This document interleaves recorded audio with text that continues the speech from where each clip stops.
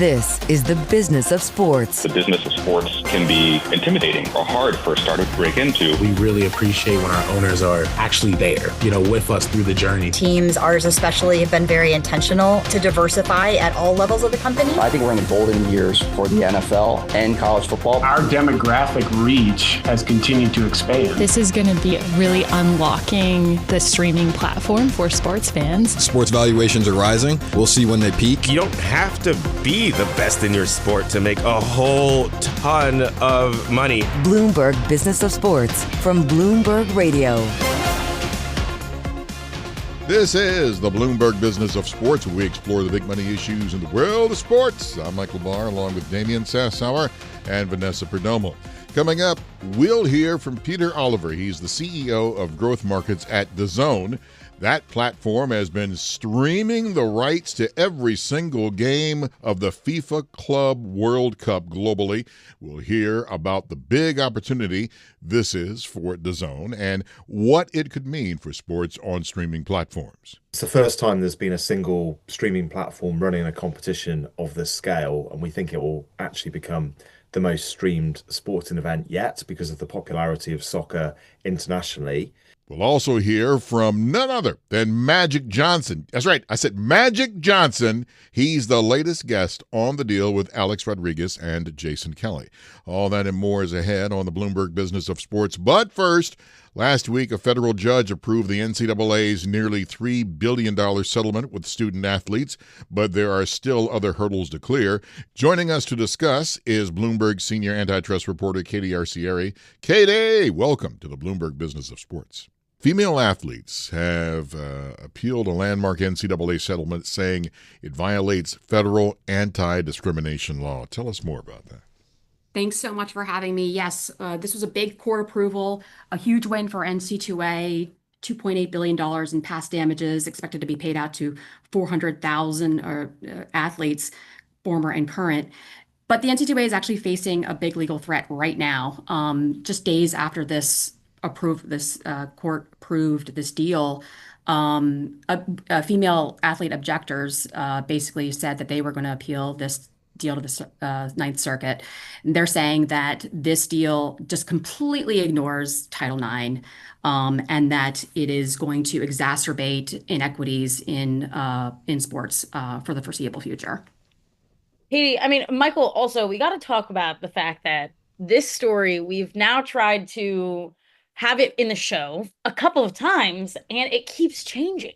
Mm-hmm. Katie, why is it that there's so much to this settlement and to this deal that it keeps getting appealed and it keeps having this living organism as it is? Yes, this is the story that really keeps on giving. I've been covering litigation against NCAA for the past 2 years. It's been a huge punching bag from an antitrust standpoint. The power of the NCAA really was shattered with the Supreme Court decision back in 2021, and that really loosened, NCAA's hold on compensation for athletes. So the NCAA has been battling suit after suit after suit and losing in federal court. But this is a settlement that NCAA has put together last year. They wanted to get a huge consolidated class action NIL suit out of the way. This was a freight train coming right at them, and they put this $2.8 billion deal together. It still, in many ways, at least a lot of antitrust lawyers and scholars have said that it still violates antitrust law. It sets a cap on athlete compensation, about up to 22% of the average revenue generated by schools and conferences can be distributed. So the cap is estimated to be like $20.5 million per school. But antitrust lawyers have argued that that's still an illegal cap on compensation in violation of antitrust law. Replacing a cap of 0 to a 22% cap is still a cap. So we may actually see suits coming out, about that, in the coming days. So this is something that has been very controversial. We've seen a lot of concern about roster limits. So the NCAA in its deal is limiting the number of spots on team rosters. So that really, basically their idea was they don't want to have an Ohio State with, several, a huge bench of talent, and then maybe a smaller school not having that bench. But some students will be losing their spots on a roster, and they've worked hard all their life to get to this point. And it's a concern for many objectors saying, hey, we don't want to lose our spots, and we shouldn't have to. Well, and that's, I want to expand more about what you were saying about the 22% cap. Let's take that in itself right there. 22% of Ohio State's revenue is much better than 22% of Mudville University. And my point is, the smaller you are, you're going to be messed up. This is a big concern. It's that this revenue sharing model that goes into effect July 1 is really going to exacerbate inequities between smaller schools and bigger schools. If you're a big Ohio State or Alabama, you have a massive budget, you can throw money at the best talent, and why wouldn't that athlete come to your school to be part of that and take advantage of that opportunity?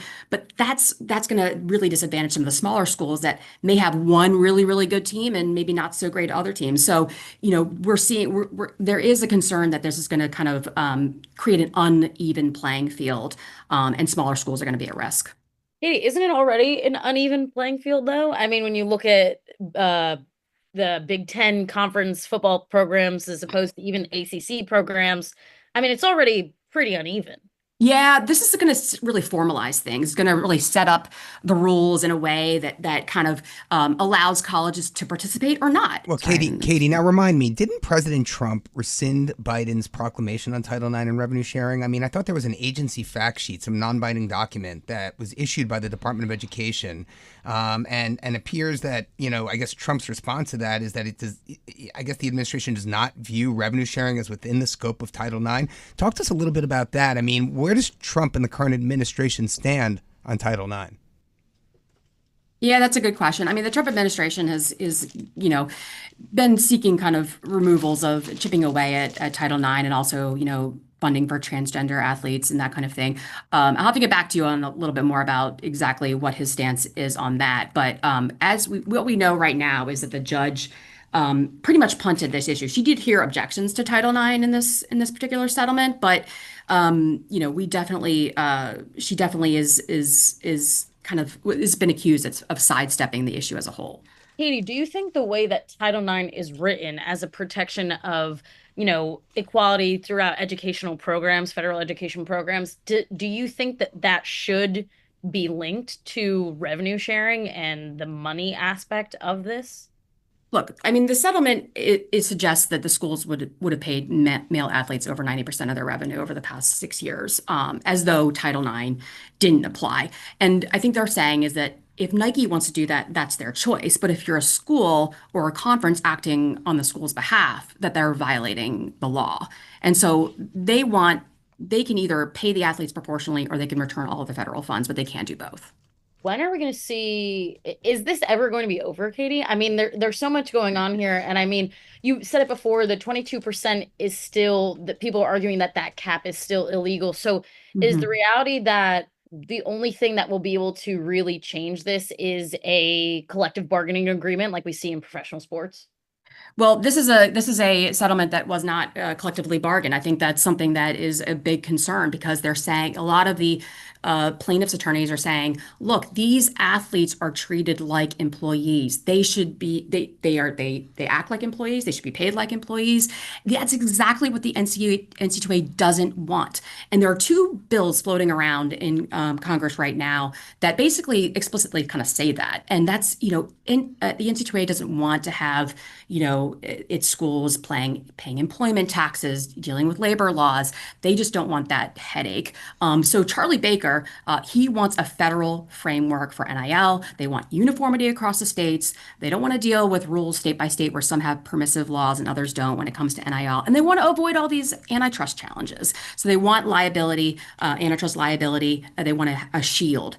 Well, you mentioned NCAA President Charlie Baker, and I believe he is on the record as having said that his organization currently has nearly $300 million ready to distribute once it gets the court's permission. So I guess my question is, what's it going to take for that money to get unlocked and released? What's the timeline in your opinion? I mean, if everything goes right or everything goes wrong, I mean, is money going to flow, or are we just going to be in this period of stasis in perpetuity? So it's the revenue sharing is going to go full steam ahead on July 1. That's not the problem. It's the pausing of the back pay, the $2.8 billion that we're talking about, that is going to be, this appeal is going to be kind of locking up until it's exhausted. So the revenue sharing is good to go. They're moving ahead. The NCAA has said to me in a statement that, we are moving full steam ahead, that the judge, had heard these objections about the Title IX and has overruled them. And so as far as they're concerned, they're moving ahead, and they're not going to let this let this stop them. Yeah, but the 2.8 million, I guess I understand that the 285 is just a percentage of the 2.8 that, is back pay or for damages, but how long can that sit here? Could it sit there for years? What are your thoughts on that? Well, we're going to see more appeals. That's the thing, is that, VP mentioned the other day that she thought, asked about the Title IX appeal, and look where we are now. So we're going to see more and more that will kind of stop the back pay from being allocated. As to when it's going to stop, I don't know, but I anticipate, opt-out plaintiffs suing, individuals continuing to sue. I expect the suits that are already in play that have nothing to do with the settlement to move forward. There are teams from back in the 1980s that are suing the NCAA over NIL, saying, hey, you built your image on, and your powerhouse organization on our names, and we haven't been paid. Antitrust lawyers have said sometimes these cases have been brought too late. There's a 4-year federal statute that says it has to be brought within the 4-year time frame of when the injury occurred. And so a lot of those suits may fall by the wayside. But NCAA, bottom line, has to be ready for its next legal threat. You are too kind. And I want to give kind of what Vanessa was saying to get more into how the sausage is made on this show. We had recorded an interview earlier before this news broke, and what was supposed to happen at the time of this taping is that I'll get some, goodbyes from, Boo, Pookie, and Geezer, and that was supposed to be the end of the show, but that all changed with this breaking story, and Katie, you were so kind to come back on and talk with us, and we really do appreciate it. Thank you so much for having me. I really appreciate it. Our thanks to Katie Arcieri for joining us. She is a senior antitrust reporter with Bloomberg. Up next, we turn to the FIFA Club World Cup getting underway this weekend and the global streaming platform that you can use to catch every game. For Damian Sassower and Vanessa Perdomo, I'm Michael Barr. You're listening to the Bloomberg Business of Sports, Bloomberg Radio around the world. This is Bloomberg Business of Sports from Bloomberg Radio. This is the Bloomberg Business of Sports, where we explore the big money issues in the world of sports. I'm Michael Barr. The FIFA World Cup is this weekend, and DAZN is streaming every game across the globe for free. Our own Vanessa Perdomo got a chance to speak with CEO of Growth Markets at DAZN, Pete Oliver. Let's take a listen to their conversation. So I'm joined by Pete Oliver, CEO of Growth Markets at DAZN. Pete, thanks for joining the Bloomberg Business of Sports, Business of Soccer special. Thanks so much. Delighted to be here. Thank you for having me. So Club World Cup is kicking off this weekend. Super excited for it. DAZN has the global rights for it. Tell us all about how to find it, where the games are, because there's also TV partnerships as well, right? There are. This is quite unique and a bit of a first for a streaming platform. So DAZN will be streaming every single game for free, and DAZN is available worldwide. So whether you're in the US, Europe, the Middle East, you'll be able to download the DAZN app and watch all 63 games for free. And it's the first time there's been a single streaming platform running a competition of this scale, and we think it will actually become the most streamed sporting event yet because of the popularity of soccer internationally. But you're absolutely right. We've also worked with local broadcast partners. So here in the US, we're working with TNT and Univision, who have got a selection of games, not all of the games, but a selection of games. And that's really helping, extend the audience, make people aware of the tournament, and promoting FIFA and DAZN overall. So just over 20 games will be available on those two broadcasters for US customers as well. Mm-hmm. And DAZN is typically a subscription-based, platform, right? So why make these games free for everyone? Yeah, we started. We've traditionally been a pay TV platform with subscription and pay-per-view, but around a year ago we started experimenting with free content, and in Europe we've run a number of events for free, and we think it's a very good model for an event like this because we can bring in a huge new audience to our platform and introduce our brand to a lot of new sports fans. Obviously, we ask people to register, so we do get some details. We get their email address, and in the future can sell them a paid subscription. And for an event like this, we've had a very big opportunity on advertising and sponsorship. So by making the event free, we're able to, really increase the reach for brands. I should say we have got a paid version of the product as well. So the free product is very good, but if you want to have HDR picture quality, less ads, you can upgrade for a small fee and pay for a premium version of the Club World Cup. But we do expect most people will watch it for free. And that's really going to build the DAZN brand and the DAZN installed user base around the world. How does less ads work for a live sporting event? So it's a great question because obviously we have breaks where there will be some ads. So for a soccer game, actually, you don't really have much break in play. So you've got half time, but apart from that, it's a pretty continuous match. And we will be removing sort of in-play advertising for people who pay a small fee. So during the game, there will be some in-play advertising, not a huge amount, but some. And if you pay, you won't see that. And recently we were at an event together and you had talked about this being one of the catalysts for growing the brand in the U.S. specifically because here known more as a boxing platform, right?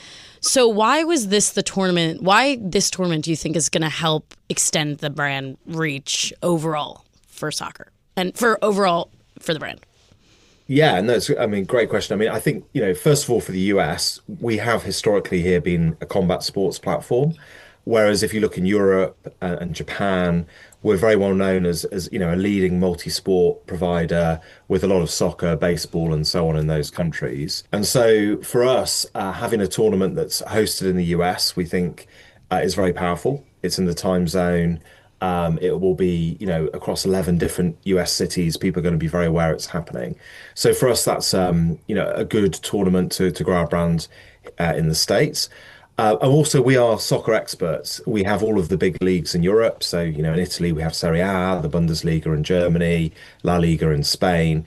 And so our production teams are very expert in that kind of coverage. So we feel we can give a really great experience for viewers.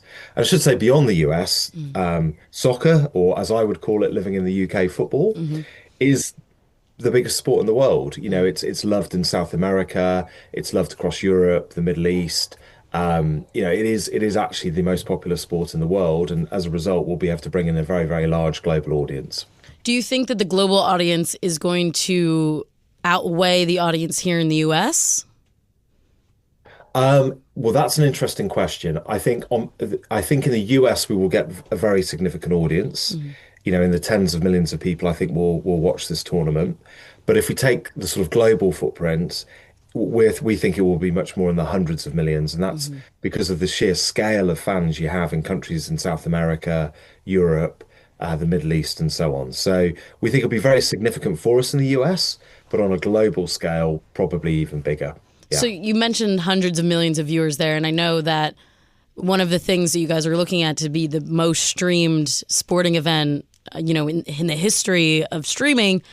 Is that because you're looking at all 60 of those games globally that you think will reach that over 100 million mark that is held right now by what Jake Paul and Mike Tyson fight? Yes, I think over the whole tournament we'll easily see over 100 million individual people watching it or streaming it. To give you a sense, if I take a soccer club like Real Madrid, they've got over 500 million fans worldwide. A huge audience. The clubs in South America, typically, tens of millions of people are following River Plate, Boca Juniors. So these teams have huge followings. And as a result, we think the cumulative number will be very high. In terms of the single biggest stream match, clearly that will be towards the end, the semi-finals or the final, I would predict, depending on the teams. And we think that'll be a very significant number, but we'll have to see how we get on and which teams make it. It'll be a bit dependent on the teams that get there. And as we're talking about the global aspect of it all, then how does that work in terms of continuously growing that as well? I know you guys have a partnership with Saudi Pro League. Is that going to continue to extend as well?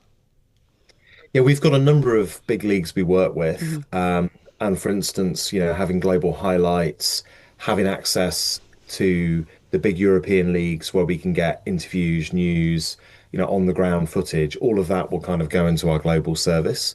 There are a number of other things we're working on at the moment for global rights beyond what we currently have. And again, over the summer, I think you'll see a few more announcements from us about other soccer rights and other sports rights that we'll be making available worldwide. Yeah. One of the things, that has recently come out about the Club World Cup is that ticket sales aren't going as well as, originally thought. Does that give you any sort of concern for the viewership aspect of it?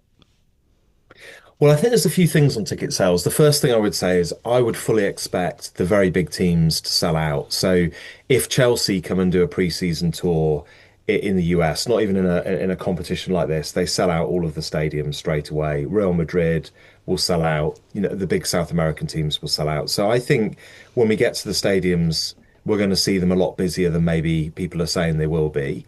Clearly, some fixtures may feature teams that are less famous, less popular. And we'll see how they get on. But I think, first of all, we will see stadiums filling up a lot more, and people do often make late decisions on these things. But from an audience point of view on streaming, we are very confident on it. We can see trends when we look on Google and for how many people are searching for this tournament worldwide. That is growing really, really well at the moment. We've already seen a very large number of customers register for the DAZN app, so they're ready to watch it. And we're very confident the audiences will be big because of the popularity of soccer worldwide. Do you think that there's some sort of, partnership between you and FIFA and the clubs themselves that, you want to make extra content around maybe those teams who aren't as popular? Is there plans for that, or are you already doing that? Yeah, we're already on the case. So we've already made a short documentary for each team about who they are. You'll be seeing as we go into the tournament, we'll be pushing that with FIFA on a lot of our social media channels. And there are some really exciting teams, in the tournament that people may not be fully familiar with. So, as an example, Al Hilal, who are coming from the Middle East, have been champions out there for years and years and have some of the best players in the world, particularly from South America, playing for them. So I think fans are going to discover a lot of new players. And a bit like a National Team World Cup, there will be new stars that come out of this, players who score a lot of goals, goalkeepers who make incredible saves, and that's all part of the sort of intrigue of bringing these teams together. Yeah, heck yeah. Give it on for the goalkeepers there, because I love that. I was a goalkeeper, and we don't get enough love, I don't think, and our highlights are just as good. And you talked there about, a little bit about social media and stuff, and recently announced a partnership with TikTok. How does that work, in terms of our people going to be able to share, because with rights on social media, that's a little bit tricky with sharing highlights and things like that.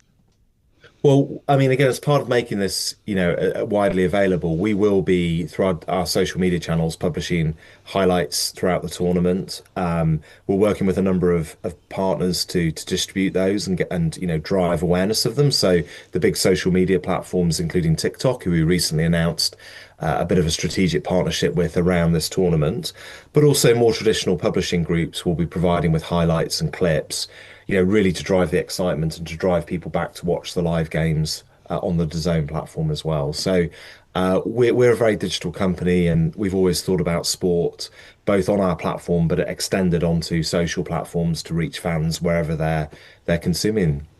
P, as we wrap up here, is there any sort of bar or metrics you're looking at that you have now for fans in the U.S. for that you want to have growth at the end of this tournament that you're looking at metric wise? Yes, for us, I mean, it's very important how many new registered customers we get who download our app and experience it for the first time. Obviously, the audience figures for the games themselves are important. And as you asked earlier, we will have follow-on content. So for us, retaining people onto the app is important as well. And we just think this is a massive opportunity for DAZN to be installed on more smart TVs, more mobile phones, and for fans to see, what we can do, because we're quite unique as the a sports app that is purely dedicated, a streaming app that is purely dedicated to sport. But yes, we'll look at the numbers at the end, and hopefully we'll have significantly more customers registered with us than before when we started. That was the CEO of Growth Markets for DAZN, Pete Oliver, speaking with our own Vanessa Perdomo.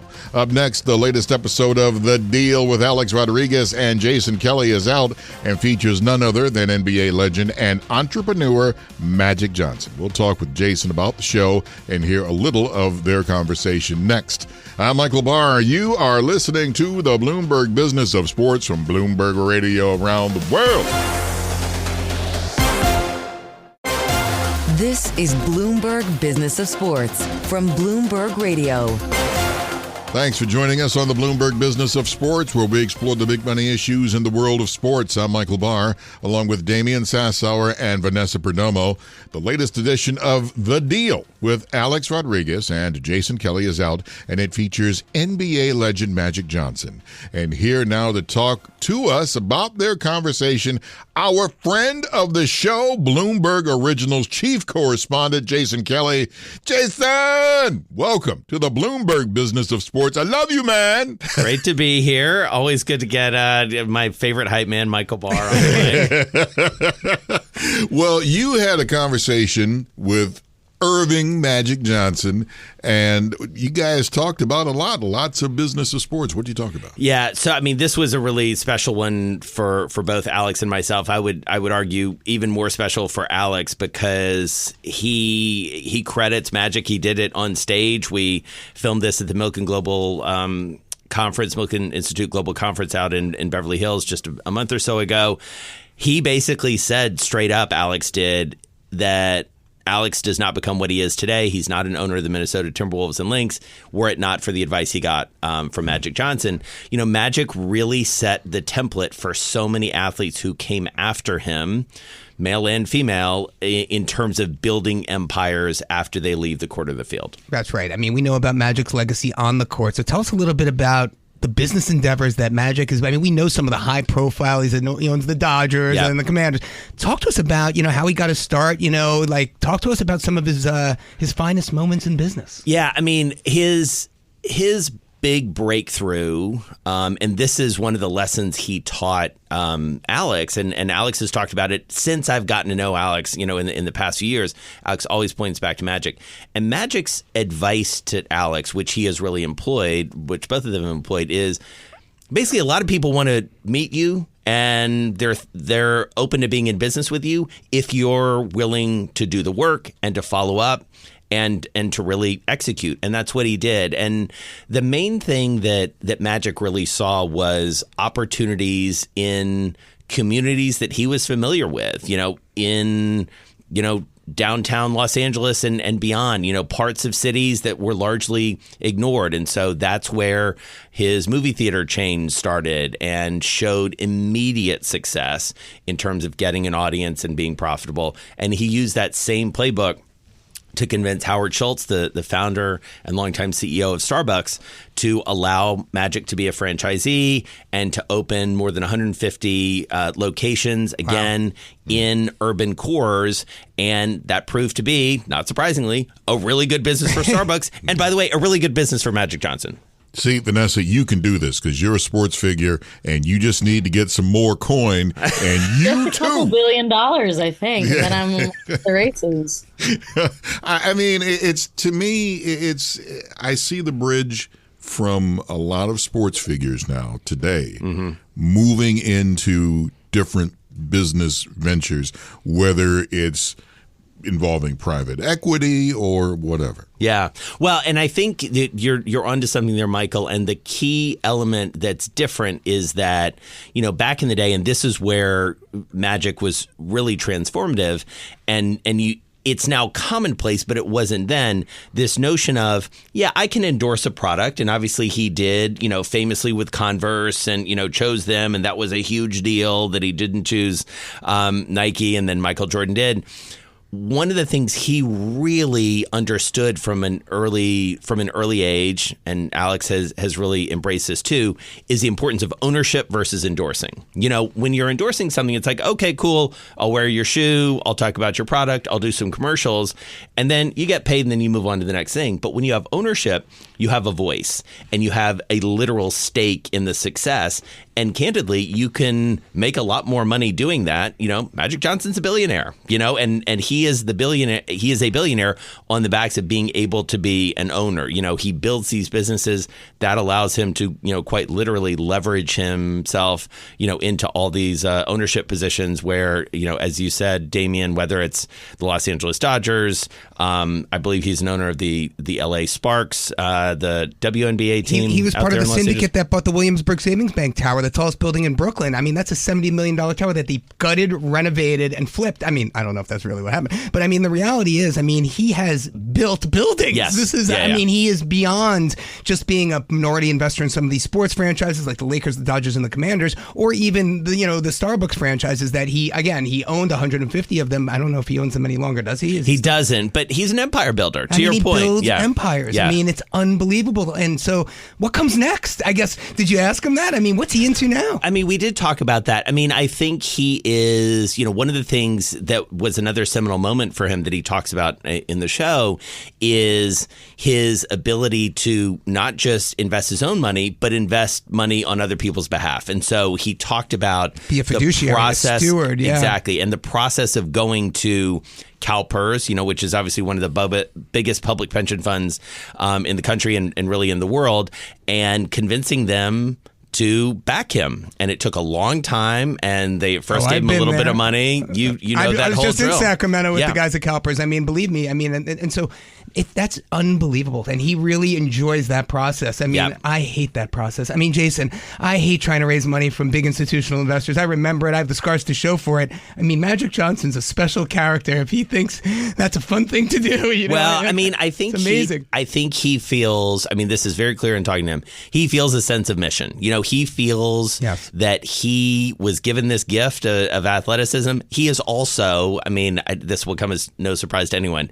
He is one of the warmest, most enthusiastic, just joyous human beings. And, you know, I will tell you, and his mental acuity is it's still there. I mean, and his EQ is off the charts too. You know, he just exudes this warmth and joy that I've almost never seen. And you're just watching, and one of the great moments of all of this was, you know, we were filming this in front of, you know, a few hundred people, and just seeing other human beings react to this. By the way, he is a massive human being. I'm imagining like this guy coming down the court. 6'8". I mean, like, and let's just think about this. You were at the Milken Institute. Yeah.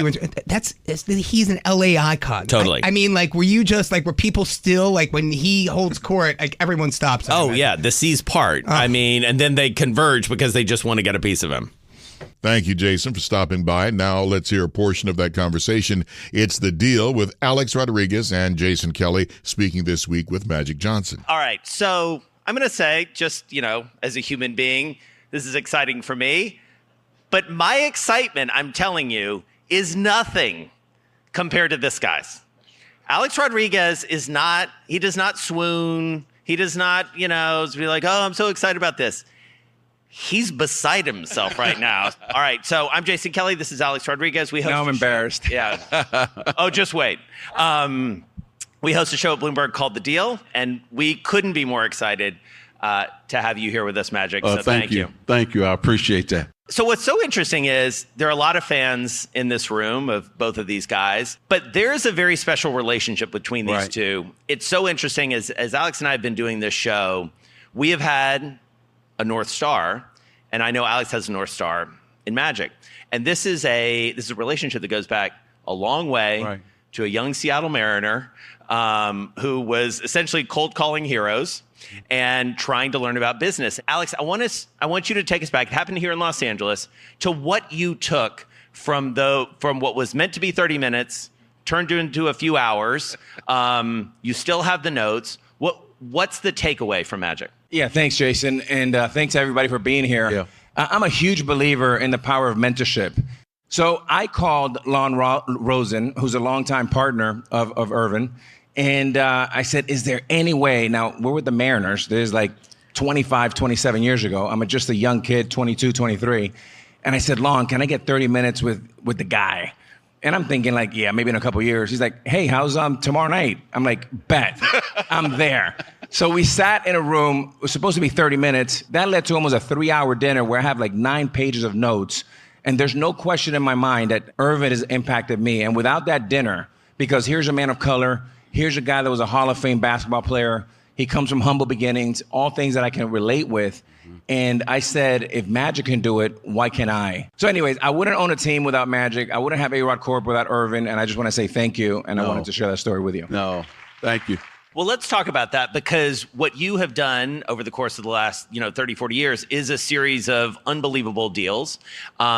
And one of the most interesting things, and Alex and I talk about this all the time, is your movement to ownership. Mm-hmm. You have a partner, Mark Ein, here in the front row with the Washington Commanders. Yep. We spent some time with your partner, Josh Harris, last week in Miami. That's a seminal deal for the NFL. Right.